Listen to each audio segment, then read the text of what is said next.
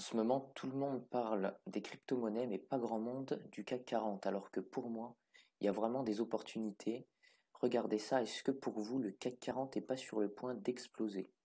Donc là, en données journalières, il pourrait sembler que c'est pas si évident que ça, car on arrive quand même, vous voyez, au niveau du RSI, sur des plus hauts qu'on avait touchés précédemment et qui nous avaient fait chuter. Ça, c'est net. En daily, il y a quand même une belle tendance haussière, mais attention, on est très loin des moyennes mobiles. Donc un bon point d'achat, ce serait si on cassait vers les 5800, 5780.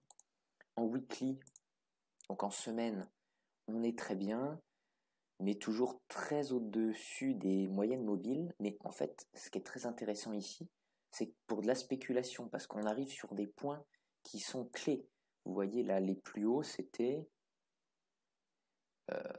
écrit plus haut 6121. Celle-ci, c'est 6121 aussi. Celle-ci, 6110. Donc 6121, qu'on va placer, voilà. C'est à peu près là.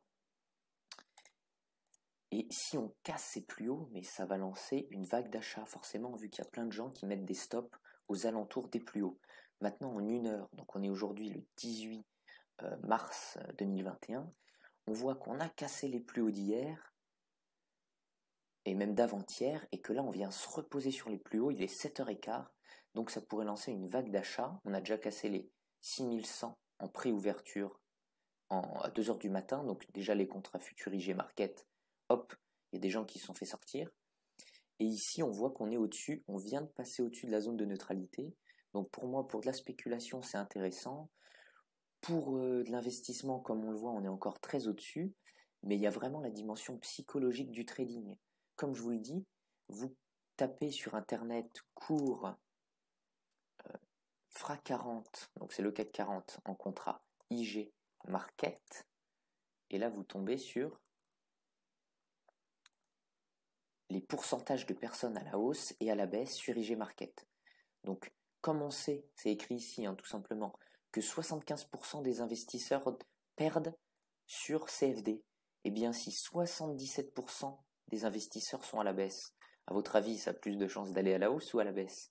Donc là, on sait qu'il y a plein de mecs à la baisse, donc plein compte des stop-loss vers les 6100, 6200, et donc si on commence à casser ces plus hauts, ça va engendrer une vague haussière sur le CAC 40. Et bien sûr, on le sait, en bourse, ça fait toujours l'inverse de ce qu'on pense. Donc là, on est sur les plus hauts, on va se dire, ouais, bon, ça va baisser, c'est obligé. Ça peut le faire, mais à mon avis, il y a de grandes chances que ça casse les plus hauts. Et alors, si on casse les plus hauts, bon, ça va sûrement piéger du monde. Il y a des chances que ça aille casser ces 6121 et qu'après, une fois que ça aura tué tous les stops, ça vienne se reposer sur les 5800, pourquoi pas, pour aussi aller sortir ceux qui avaient parié à la hausse. Mais en attendant, on est dans une claire tendance haussière.